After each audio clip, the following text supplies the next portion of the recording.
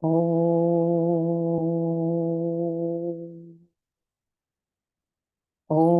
Sahana Bhavatu Sahano Punaktu Sahaviryam Karavavahe Tejasvinavaditamastu ma vidvishavahe.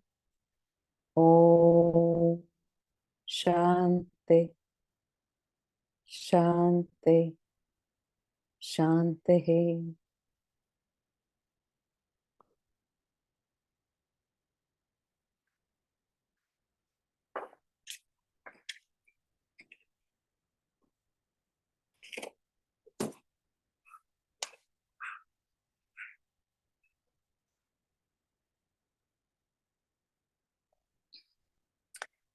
So we were looking at the verses last week, which were encouraging us to look at the path of devotion. So through karma, the topic through karma, bhakti, jnana yoga, and meditation, one reaches that Brahman. And now in this topic, Krishna's appealing to Arjuna to reach that eternal abode. Because you've got to remember that Arjuna's on that battlefield, he's collapsed. He's like made all the excuses. We're at the end now. So he's offering that appeal, as he did actually originally in the first chapter and the second chapter. There was very deliberate topics of an emotional appeal and an intellectual appeal. Here is a little bit more like a threat. If you don't do this, this will happen. So, he's giving the consequence of what may happen. And prior to this, in the topics, he was talking about swadharma, how important your swadharmic nature is. So if you better to do it, even if it's devoid of merit. So he's given us a picture, a backup picture of all the personality traits, swadharma, how to optimize what dominant traits you have, what you must do. He takes it then to you've got to go inwards. Always in the scriptures that's talking about you've got to go within yourself and moderate how you relate to your world, what sort of stimuli you take in. So in 54, 55, he was talking about the path of devotion. 56, the path of action and jnanam. And now 57, we've done 57 as well. 57. So consciously resigning all actions unto me. So that open eye meditation regarding me regarding me as supreme, resorting to yoga of discrimination, fix your mind ever in me. So that constant awareness, that full-time practice of your spiritual pursuit is always ongoing. It's not segregated. So when we come into a classroom like this, it's just punctuating a knowledge. It's just like a prayer. It's punctuating knowledge, your value system of what you've got to actually do in your everyday, all the time, all your activities. So consciously resigning all actions in me. So now he's come to verse 58. Remember, this is Krishna's appeal to Arjuna to reach that eternal abode. Let's go. Before we go, is there any question on any?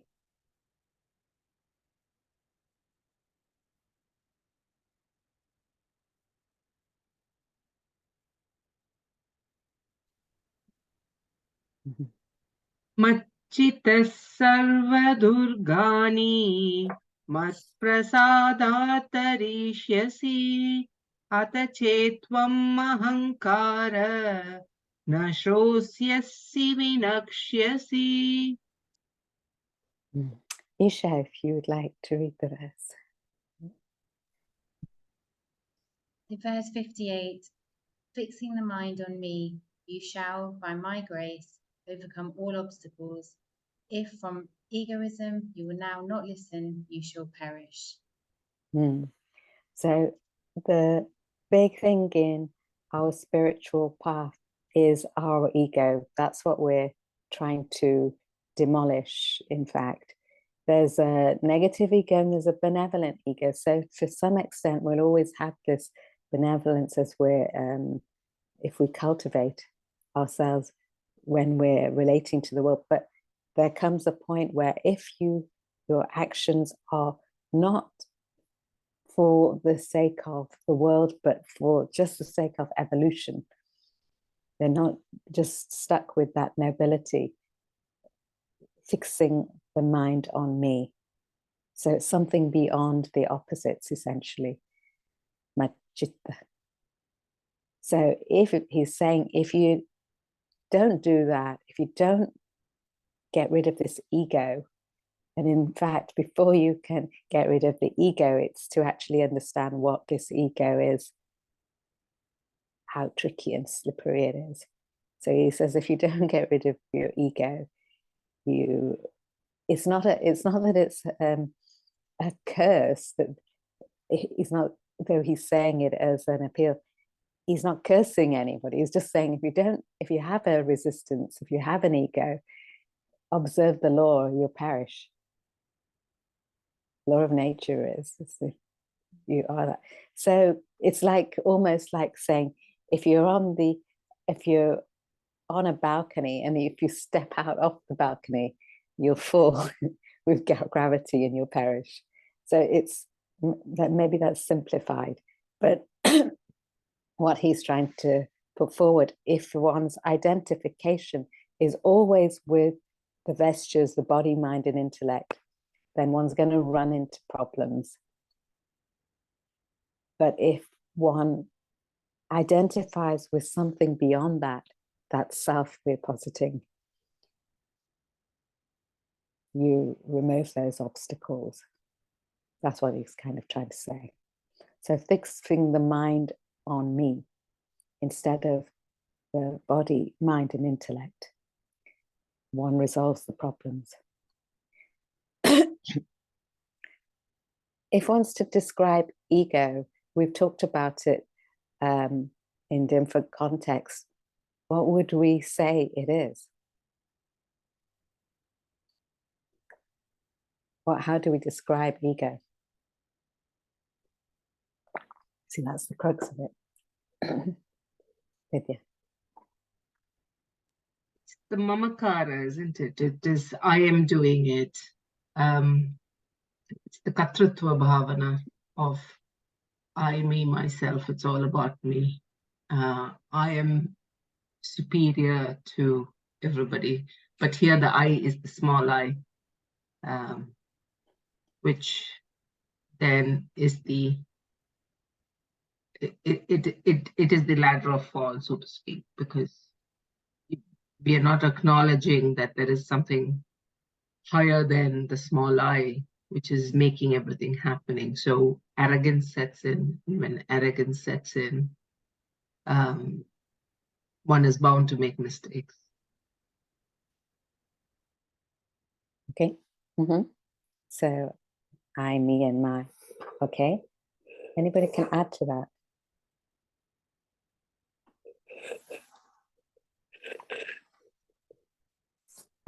Tim. We tend to identify with something. It could be, I'm an intelligent person, it's my intellect, or, I can see into other people's hearts, I'm an emotional person.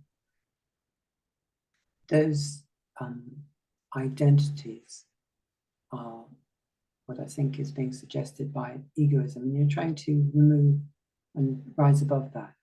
So you lose those identities which are common, and your identity is therefore not, it is one which is shared with everyone else. So the identity is common to you, is not what you hold on to, but you're identifying with everyone else. Is that what you're saying? By not identifying with this easy things to identify with, you know, your body, your mind, your intellect. You try to identify with something which is non-dualistic. How can we help but not identify? What helps us not identify with our body, mind, and intellect? Practically speaking, I'm not saying fix your mind on me, because that's what it's saying here. And yes, that's a practice. But practically speaking, what stops us thinking about our bodies or our mind or intellect? What can happen? Sure.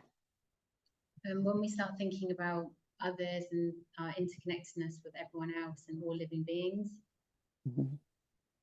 so we think of you know, other entities and other beings and even animals aside from ourselves.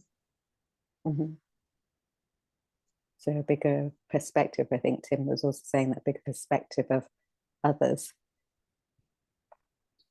But okay, let me rephrase. What makes us think of ourselves the opposite of that biggest perspective? Why do we think, oh, my body, my thoughts, my ideas? Why do we get into that?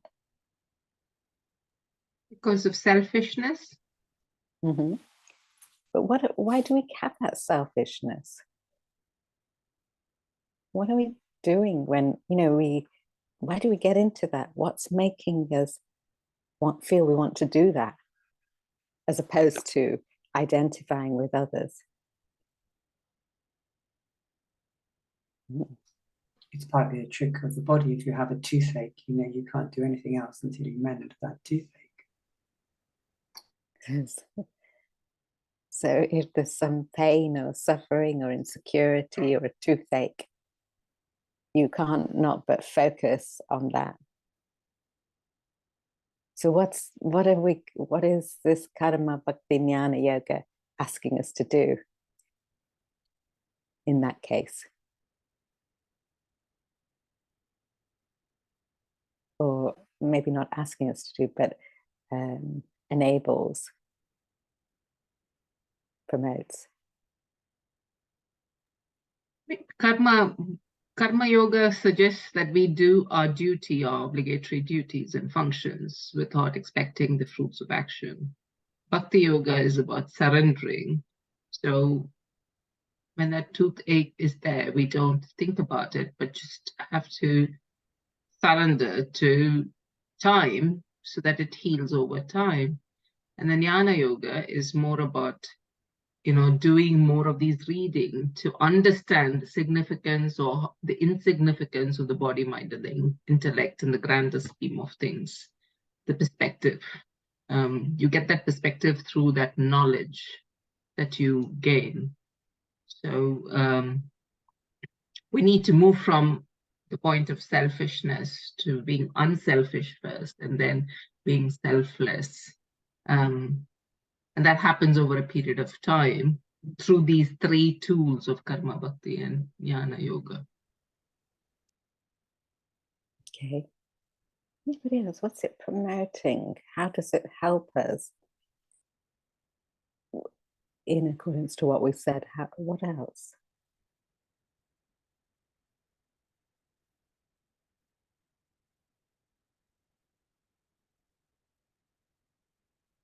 Nisha, did you have something? No, sorry. Can you just clarify the question? So we have this ego, and we're aware that it's not about being selfish. We're aware that we have karma, bhakti, jnana yogas that are paths that we can pursue. If we, let's try to rephrase it. If we are focused on why do we focus on ourselves? And we've got these paths, and what's their purpose? I don't know if that's clear. I'm not thinking I made it clear for you.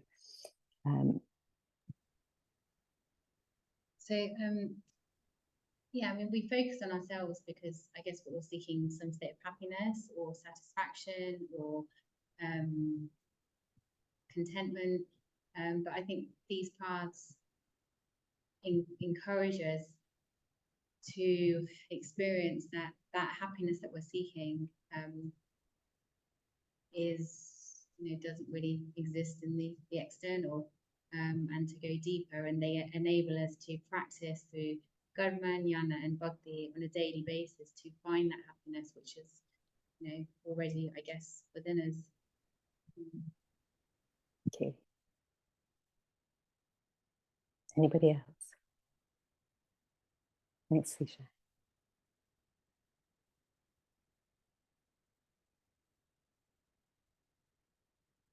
Good. Well, yeah, I guess probably it's about the journey, the inward journey for self-realization.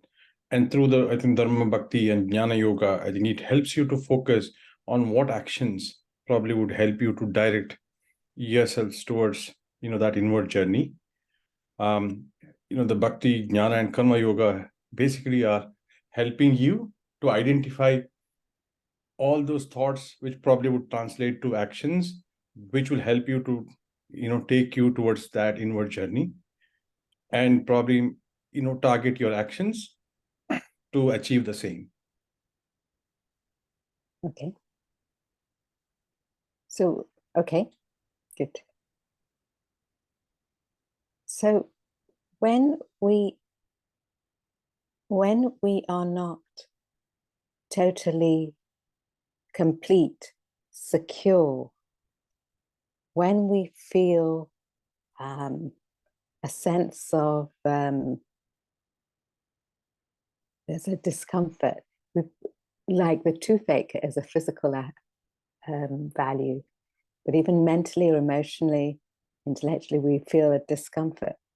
We focus the attention on I and my in those aspects to actually try to remedy them, not realizing, yes, if you have a toothache, there's no point looking at somebody else and saying to them something, to get your focus off the toothache.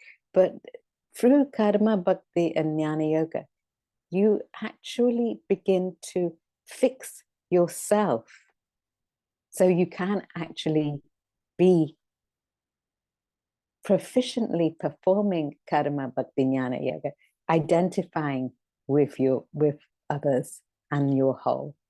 But you're fixing yourself. You see, one doesn't talk about health until one has ill health.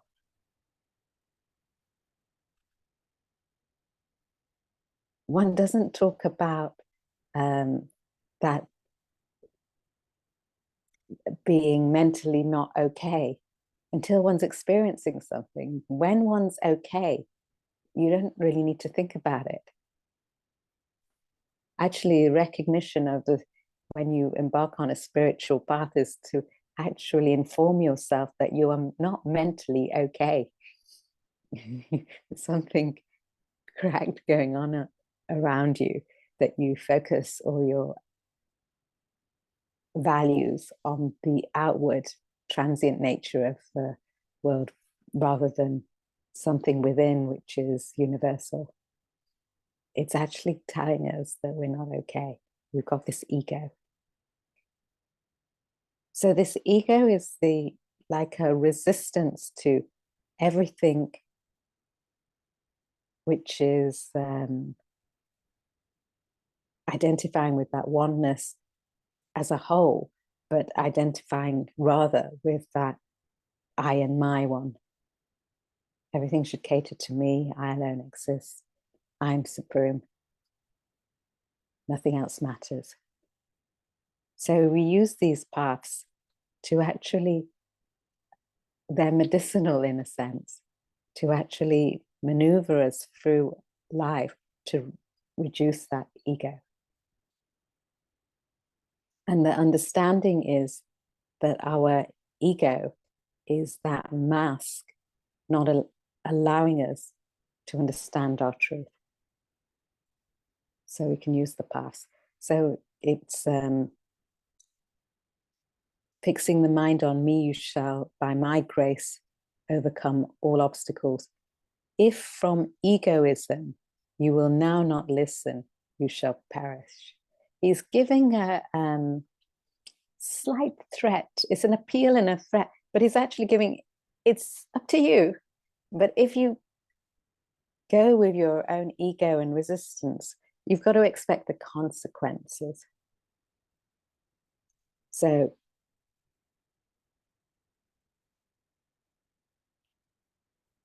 fixing the mind on the self, you prevent that development of ego. So you prevent focusing on your likes and dislikes only. If you're not focused on likes and dislikes, your likes and dislikes, you've got to be focused on what you're obliged to do. If you've understood, we're on chapter 18, verse 58, you've got to understand that at this stage, you've got to be focusing on what's the bigger obligation, as far as you can step it up. Let's read it. If there's any question, the thing to analyze in this verse, or in, it's deliberately says it, what is ego? We've got to figure out what is ego. Resistance to everything unless it caters to you. But you've got to elaborate that in your own mind more than what we're saying. Isha, if you'd like to read the verse.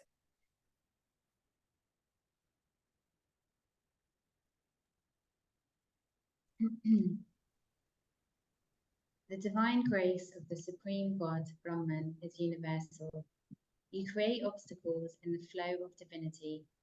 Deny the grace. The verse shows how you can invoke the grace by fixing your mind upon Brahman. By identifying with the body, focusing your constant attention upon it, you become a physical being. Thereafter, your experiences become physical.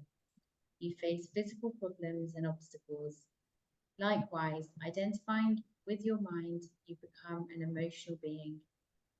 Run into emotional problems. Through intellect, you invite intellectual problems.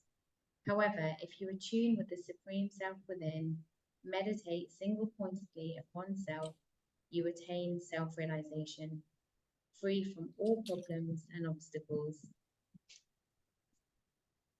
The Lord warns mankind, if out of egoism you do not heed my advice, you shall perish in a quagmire of mundane problems.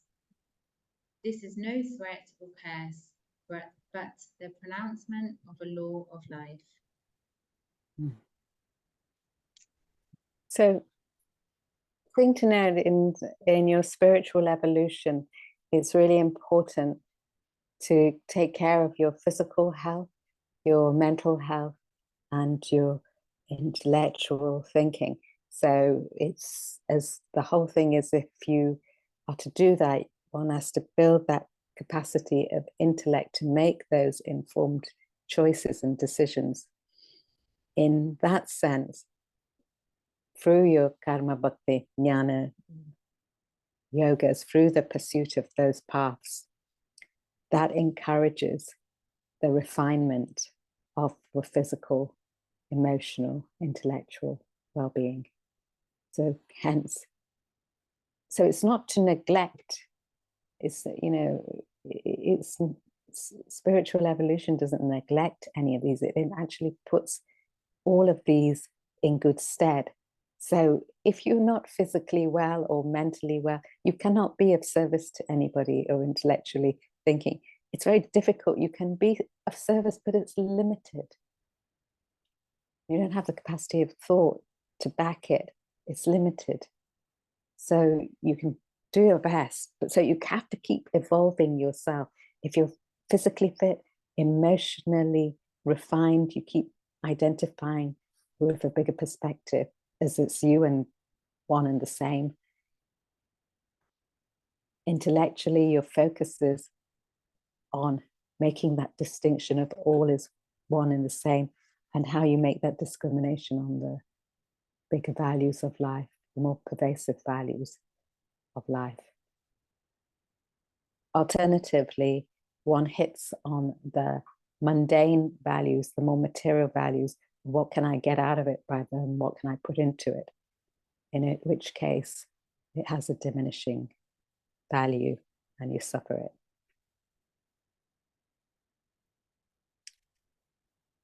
Let's go, perhaps we go to 59.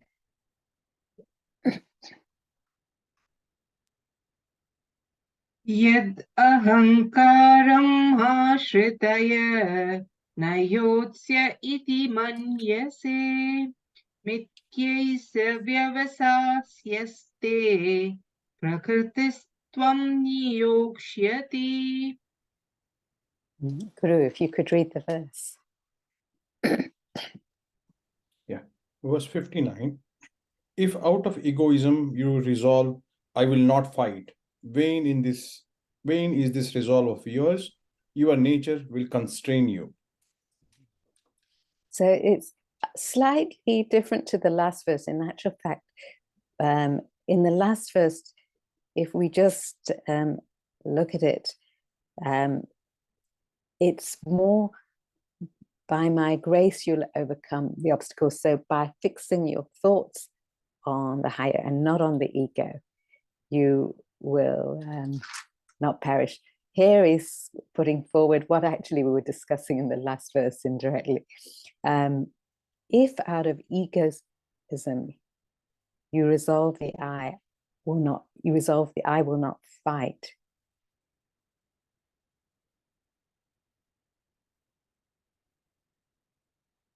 So if out of egoism you decide not to fight, as Arjuna is sort of been doing, I can't fight this battle. He's got every justification as well in his mind, but from a very personal perspective,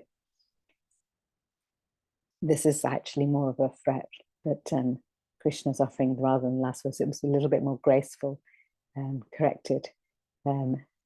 So if you've got that ego, your nature itself will constrain you.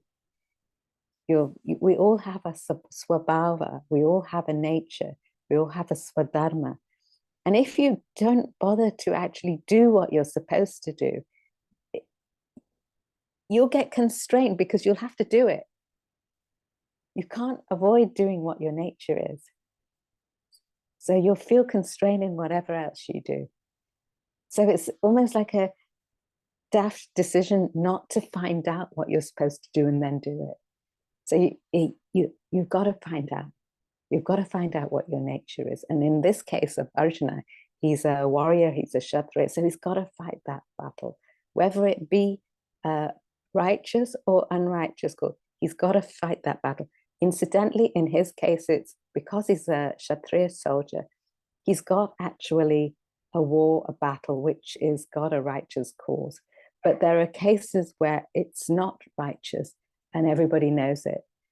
As a soldier, you may have to do that if that's your nature. If it's not, you get out. Got to find a way out. So whatever your nature, you've got to get into that. So you can't have that vanity of not going with that. You've got to establish what your nature is. Otherwise, your swadharma will somewhat,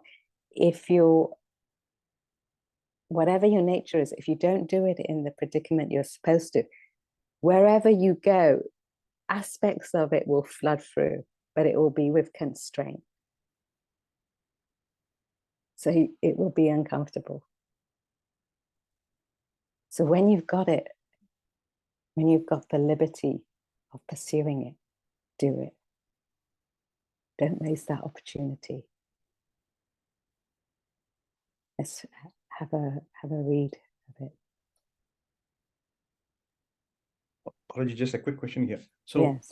Does it mean that a swadharma basically defines what's your obligatory duty then?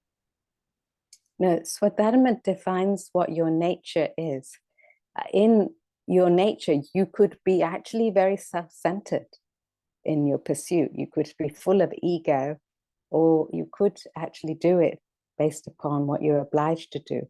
But it helps you to understand what you are supposed to be doing.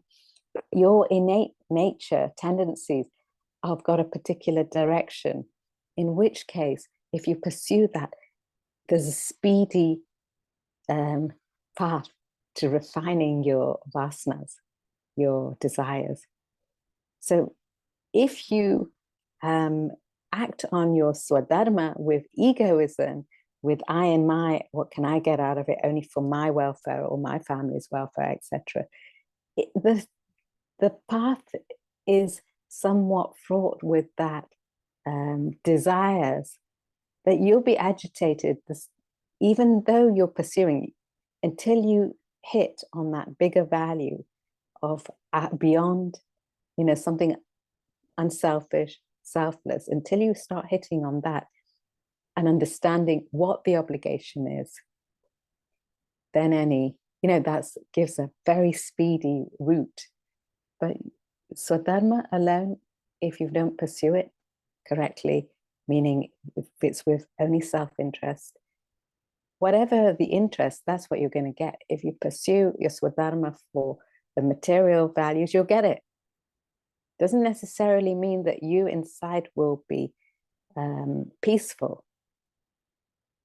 You may have a smooth way of getting to that material, but it doesn't necessarily say you have that inner peace. You might have all the possessions, that pseudo sort of peace in some sense, but it doesn't last.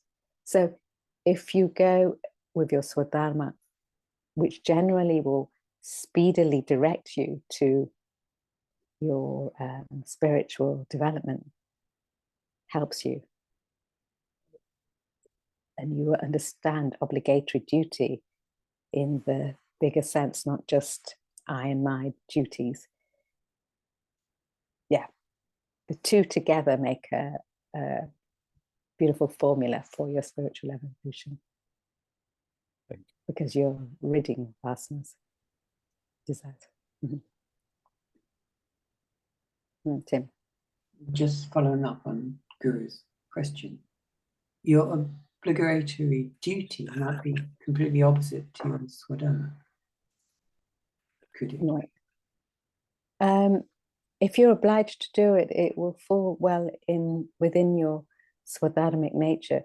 If perhaps you have an obligation and you've pitched up an obligation and it's opposed to your swadharma, there's something not quite right in one or the other. You're obliged to follow your swadharma, and your swadharma will help you move faster to refining your vasanas, and it will also open up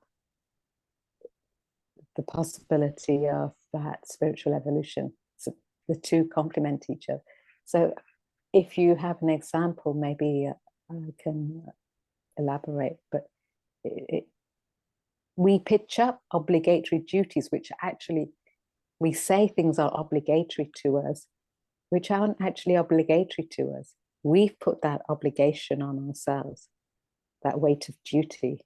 So the real only obligatory duty is to get to the self, the Atman, Brahman, truth.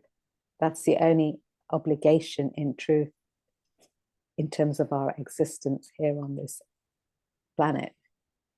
So everything else is relative. So if it conflicts, you've got to ask the question, what am I doing?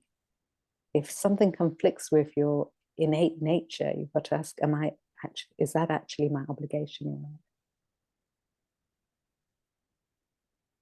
You might have made a package, suddenly you got all these obligations in your community, your society. But if it conflicts and you're not pursuing your swadharmic nature, you've got to check, is that really your obligation?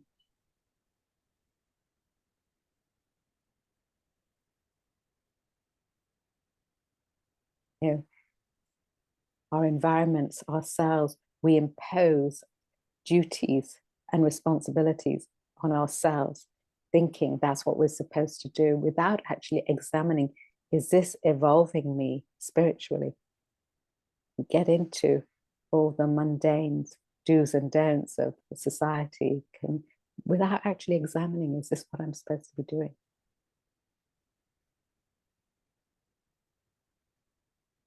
Is it evolving me to get to that universal truth?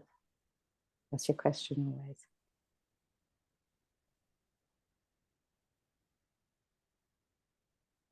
Swadharma generally helps you in that direction.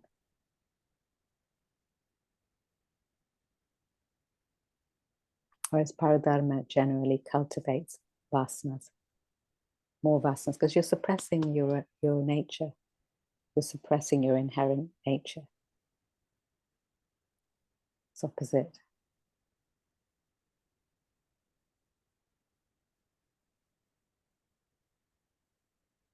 It's sweet. The earlier topics analyzed gunas, the three mental temperaments, how they qualify the different constituents of action and renunciation, how the Brahmana priest, Kshatriya warrior, Vaishya trader, and Shudra labor castes emerge therefrom, and their related nature and duty. The preceding topic briefly covers the three paths of action karma, devotion bhakti, and knowledge jnana, their convergence to meditation and realization of self. In this topic, from verses 59 to 66, Krishna appeals that Arjuna act according to his Kshatriya nature to reach the eternal abode. So, just thanks. Good. So, just to bear in mind, it's an appeal to Arjuna because he's a Kshatriya. So, the appeal is to us in whatever nature we are supposed to pursue. Whatever. So, to get up and act and do it. He's had 18 chapters of chaste philosophy now. You better get up and do something about what you're supposed to be doing.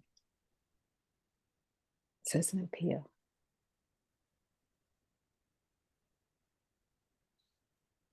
Let's go.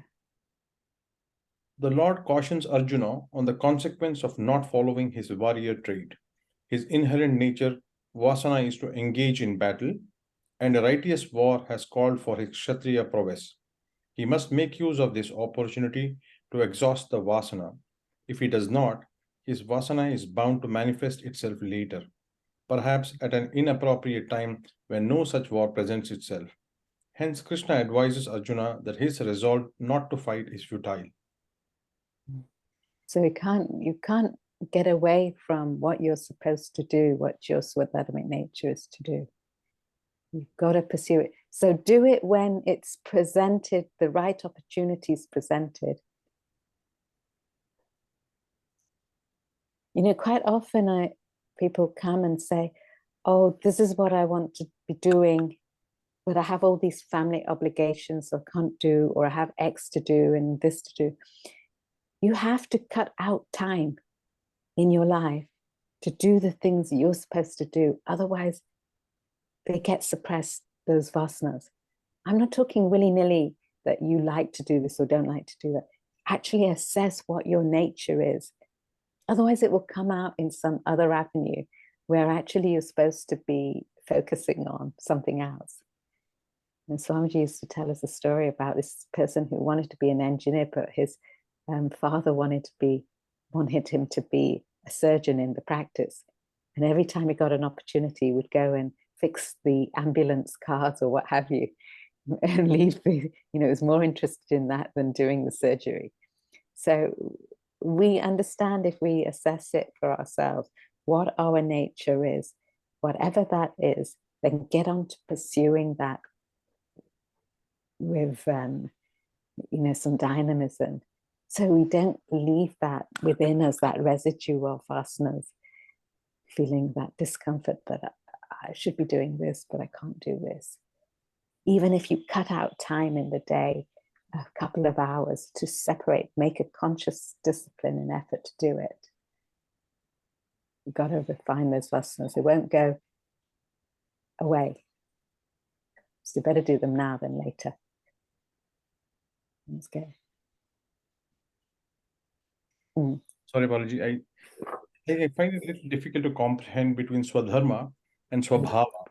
To me, the way it goes in my head is Swabhava is the one that's probably laced with vasanas, right? And then Swadharma is probably the refined version of Swabhava, where you probably kind of not putting yourself. So it's not really laced with egotism, but probably it kind of helps you to pave way for the actual realization. So I see Swabhava and Swadharma as two different entities. Swabhava seems to be more like specific to me, which is more egocentric, and Swadharma probably is the one where it is more refined, where you understand it consciously go. Don't get too nitty-gritty. Let's just look at it like that. Swabhava means the essence of it, in a sense. Swadharma is just it is the essence, but it's the nature of that essence. So say the nature of sugar, if you were to say the swabhava of sugar, what would you say? What is the essence of sugar? Sweet. Sweet. So that's the swabhava. What is the swadharma of sugar? It's like more of what, to sweeten, isn't it? So it's just like that. So the activity and the essence of what it is, that's all you have to understand by it. So don't worry. So the activity, your swadharma, is what you've got to do. The essence of what it is like in that original nature is where you've got to get to. Yeah. The swabhava. So dharma can be self-centric, or it really could be for a bigger good as well. So your nature is your nature. How you use that nature will be up to you in terms of where you're at with your own ego and your own evolution, I and my, So, the same action two people can do. What's the attitude backing it? One may be for a material gain, another one may be for a spiritual evolution. Outwardly, they may gain the product, what they may be seeking. One may get attached to it, one may not. Same thing going on, but they have very different results. Results mean very different internal refinement. One cultivates more vasanas, the other one refines it and magnifies it. So, come back to it. Good question. So really, swadharma, swabhava is just about your essence, what you do with it. Swadharma can be laced with ego, but because it's your nature you're pursuing rather than something paradharmic, it's like giving the potential to get out of it faster because it gives you a headwind. Is that right? Headwind, the one which makes it faster rather than tailwind. It pushes you forward faster and smoother without any anxiousness.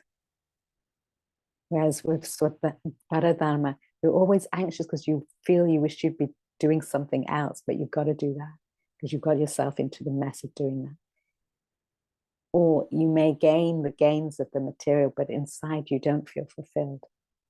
So swadharma pushes you, you feel fulfilled along the way. Though if it's materially orientated, it will be short-lived. If it's spiritually orientated, you're refining your vasanas. You just got to find out, each one of us, what's our swadharma? What are we inclined to do? Use that for one's spiritual evolution, refinement, to examine what your obligation should be. Let's go. Arjuna had resolved not to fight at the beginning of the Gita. In his emotional outburst, he sought the Lord's help to pull him out of his utter confusion. Better discretion prevailed upon him to surrender completely to Krishna for advice. Impressed with his devotion, Krishna gave Arjuna the great sermon on the yoga of action. Here, at the end of this dialogue, Arjuna cannot justify his withdrawal from the battle. Hence, Krishna puts it succinctly that his refusal to fight now only reveals his egoism. Mhm. So, what after understanding all of that we've gained, if then we don't do anything about it, you have to put up with the consequences. If you don't have that knowledge, you could argue that, yeah, he's got a point, shouldn't fight because he's killing his kinsmen, all that. You too may be on that personal level of identification. Oh, how could he do that? How could he kill his guru? How can he kill his grandson? How can he kill his cousins? But when you get that knowledge of those bigger factors, understanding that his guru is standing opposite him on the battlefield for him to kill, understands that his guru is also acknowledging the path of realization, that my job is just to get on and do this. This is my nature, to fulfill, complete, and surpass, to get to realization.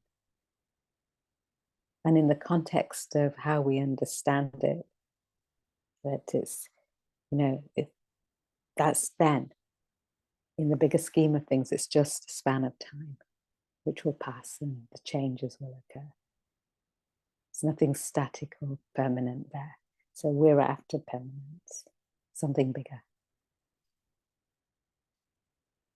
So the problem is in life, people don't question about what sort of decisions to make. They don't have that intellect to make certain decisions, so their ego plays in.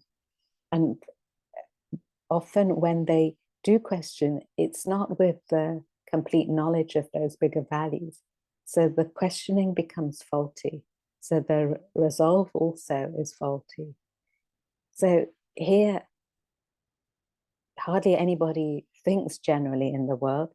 And often when people do things, they think without the facts, they make decisions without really assessing the facts, investigating. So here he said to Arjuna, he's given all the facts.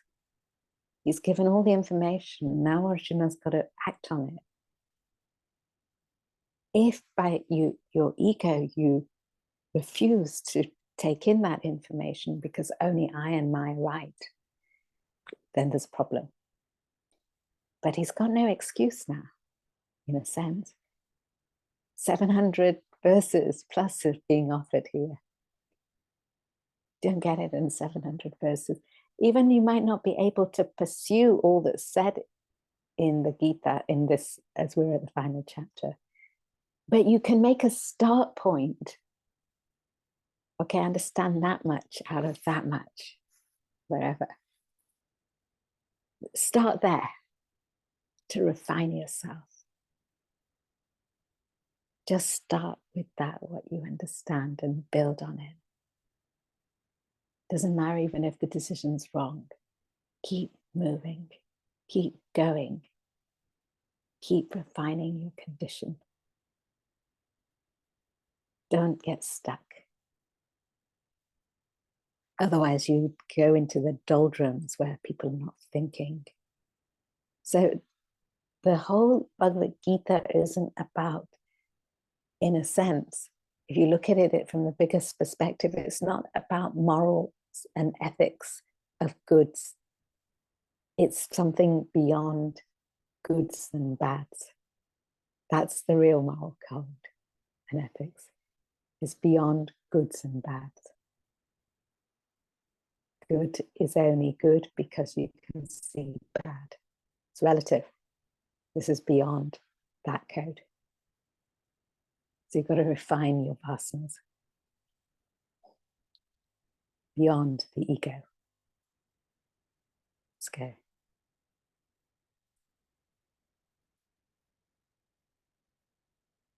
$60.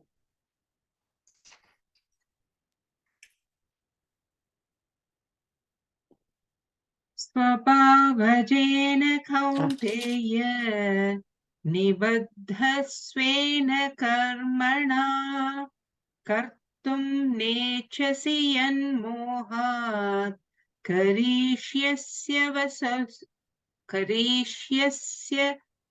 वसोऽपि तत्. Tim, if you'd like to read the verse. Verse 60.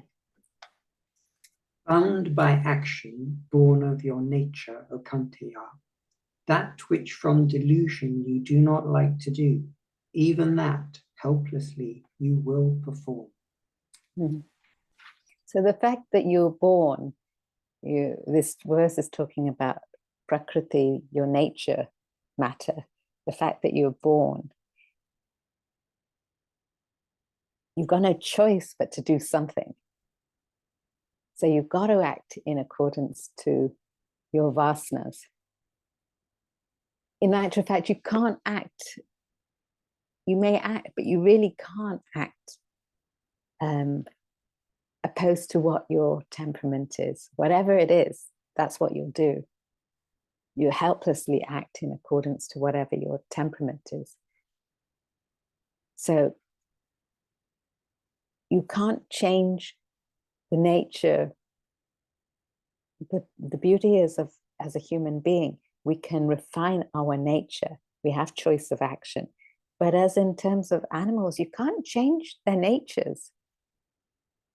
You know, you just have to watch the animals. If they have a particular type of nature, each one, and you can't just change that. I was watching, I went to somewhere where they had a dog, and the minute you enter this hopeless dog, in fact, the minute you enter the house, the dog rolls over and it just wants to be straight. It doesn't even know you. You're a stranger to it. It's full of emotion. It feels so deprived of emotion, though its owners give it emotion. But as soon as it sees it, instead of barking at the burglar who might come, it will roll over and just, it's just, you can't change that dog's nature. Anybody who comes, stranger be it, and it's just rolling on the floor, dying for a stroke. You can't change the nature of a tiger from catching its prey. You can't suddenly feed a tiger dal and rice and hope for it to be okay. It doesn't happen. It needs something else. Whereas human beings, we have the capacity to actually make informed choices, to refine ourselves, to get to that self.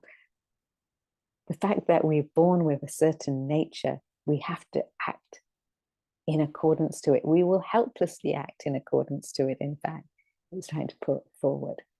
So we have to make that effort because we have the choice of action, unlike the dog, the tiger doesn't have that choice of action like we have. Doesn't have intellect that we can cultivate. It has limited choice of action. So out of our own delusion, if we don't act on our vasanas, our swadharmic nature, we'll be forced to do it helplessly.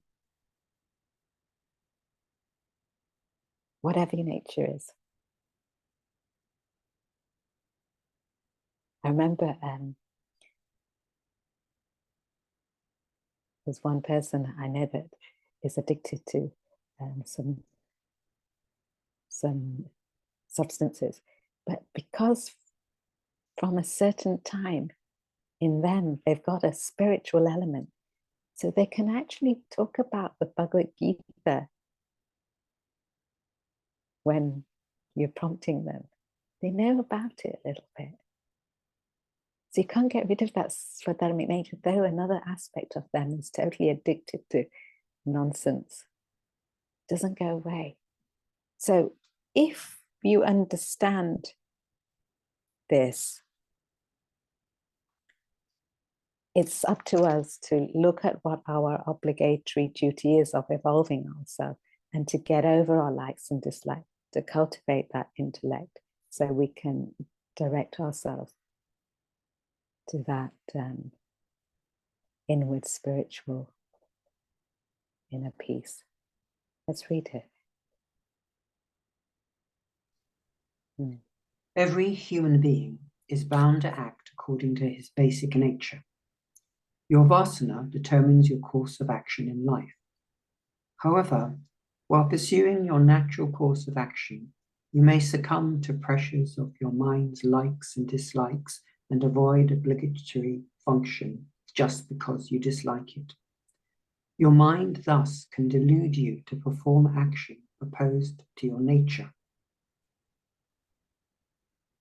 Krishna clarifies further that your delusory course of action will not take you far. You may impulsively choose to act as per your like or dislike, ignore your fundamental nature, vasana.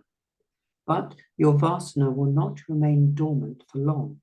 It must express itself as thought and action. Bound thus by your vasana, you would later helplessly take its course. So can you imagine you're doing one set of activities, but inside of you, something keeps coming up and irritating that set of activities because you feel that's what you're supposed to be doing. Better inform yourself in the first place and get onto that. It takes a lot of guts if you've got yourself into the mess of those obligations which you now hold, which may not be of your nature, to pull back and direct yourself on the higher path. Let's read the last part. In the present context, Arjuna disregards his inherent warrior nature, succumbs to his emotional pressure to leave the battlefield. Krishna advises him not to yield to emotion. Instead, intellectually harness his Kshatriya nature to fight for the benefit of the community. The law of life compels every creature to act according to its nature. A leopard will be a leopard, a lamb a lamb. So must you also act according to your inherent nature. Even if you impulsively choose to digress, you are bound to gravitate to your own nature sooner or later. So, the importance of Swadharma must be accessed at as early an age as possible so that one refines, one goes about one's path without that stress and strain. One can refine one's spiritual evolution. Hari Om.